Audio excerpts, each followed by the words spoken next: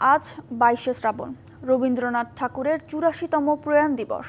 বাঙালির ভাষা আর সাহিত্যকে বিশ্ব দরবারে অপার মহিমায় উজ্জ্বল করে গেছেন তিনি। ১২৬৮ সনের ২৫শে বৈশাখ পশ্চিমবঙ্গের কলকাতার জোড়াসাঁকোর ঠাকুর পরিবারে জন্মগ্রহণ করেন।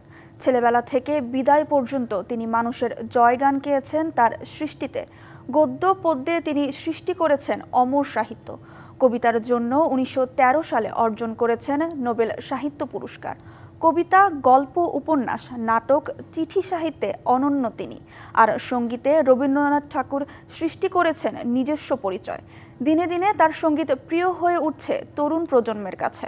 লেখালেখির পাশাপাশি তিনি ছবি আঁকতেন আপন খেয়ালে। সাহিত্য সৃষ্টির সঙ্গে বাঙালির সেরা দার্শনিক রবীন্দ্রনাথ ঠাকুর। বিশ্ব বাঙালির কাছে আজও বড় আশ্রয় তিনি। নানা আয়োজনে শ্রদ্ধায় স্মরণ করা হচ্ছে তাকে।